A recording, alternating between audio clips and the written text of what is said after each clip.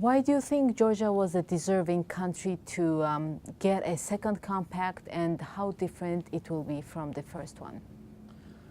Okay, first of all, thank you very much for this interview and giving me the opportunity to talk to the Georgian people.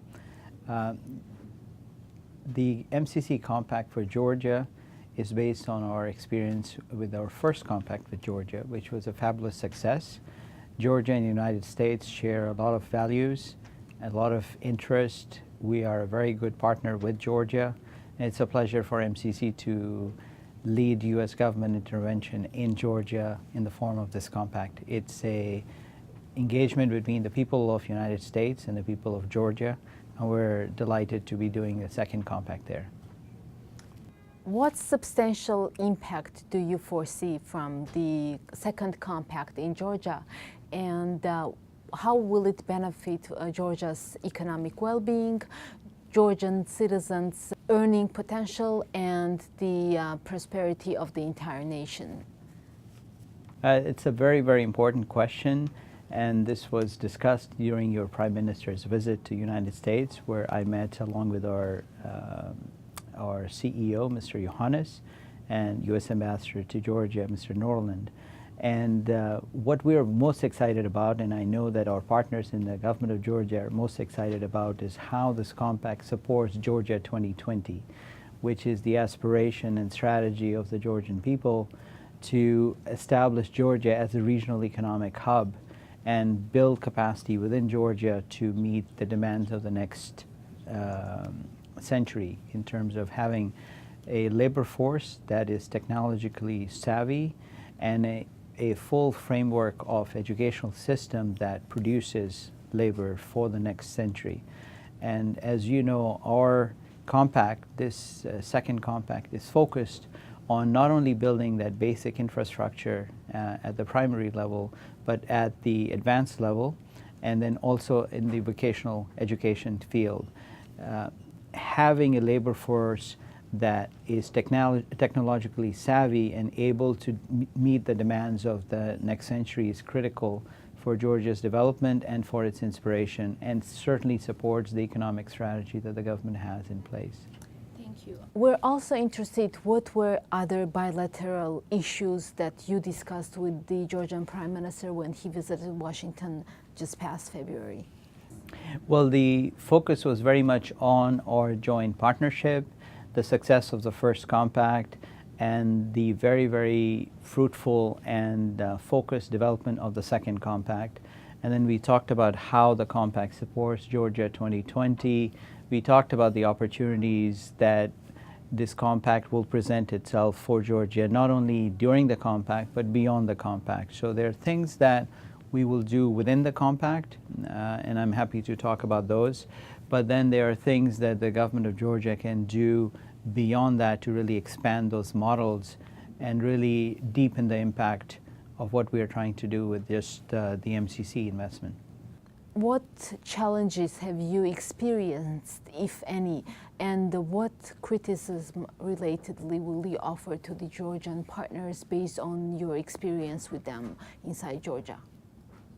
Yeah, no, I wouldn't say that we had any challenges. As I said, the second compact, MCC typically does not award second compacts. Our board is very, very particular about not giving second compacts to countries when the first compact was not a fabulous success, where we can absolutely feel that not only was our partnership of very high caliber, but the delivery of our investment and our support was received appropriately, and the development impact was very substantial. And that was certainly the case with the first compact.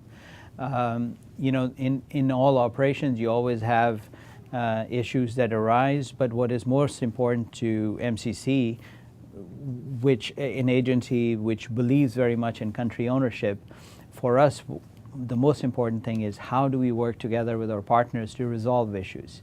And in the case of Georgia and Compact 1, we certainly were able to resolve all the problems in a very collaborative, joint approach, which is what MCC is about, and our entire culture revolves around this concept of country ownership. It's very interesting to ask you, how do you make sure that the funding that you get for Georgia is dispersed through transparent channels inside Georgia, inside the country. And can you expand a little bit more on the funding sources that the MCC gets? So let me answer the second part of your question first. The funding for MCC operations comes from our Congress, so it's allocated through the regular process.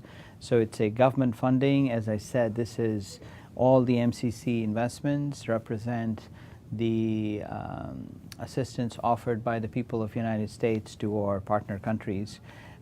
In terms of transparency, we have, as an agency, a very unique model in that, as I mentioned, we believe in country ownership, we believe in partnership, and we don't select partners unless we feel that we can operate in that fashion. So, unlike many other development organizations, MCC actually gives the funds to our partners, and then the partners implement the program.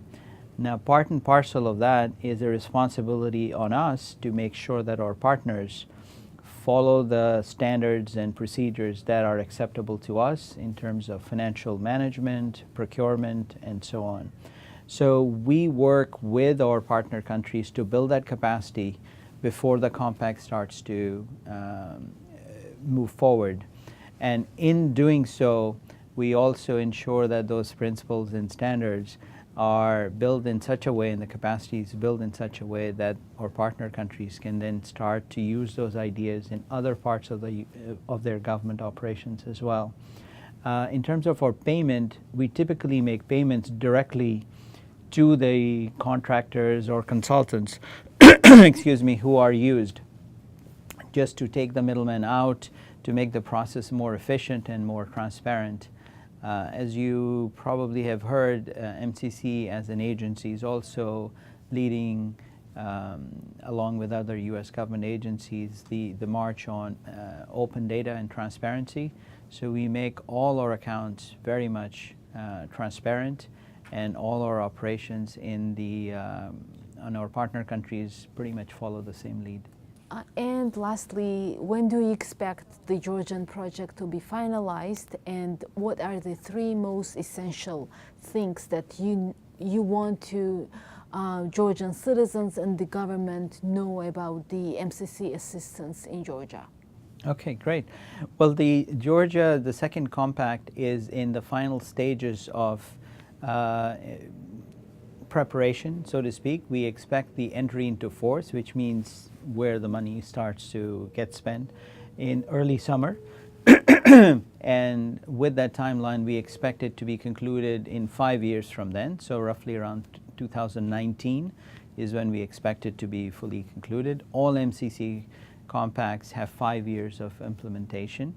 The key focus for our work under Compact 2 would be on vocational education, primary education, and higher education. And in higher education, we have a very, very interesting concept where we are allowing or helping partnerships between U.S. university and universities in Georgia to issue U.S. accredited bachelor's degree in science, technology, and engineering. Again, very much part of Georgia 2020 strategy. We're also working with Georgia to take the vocational education to a whole different level.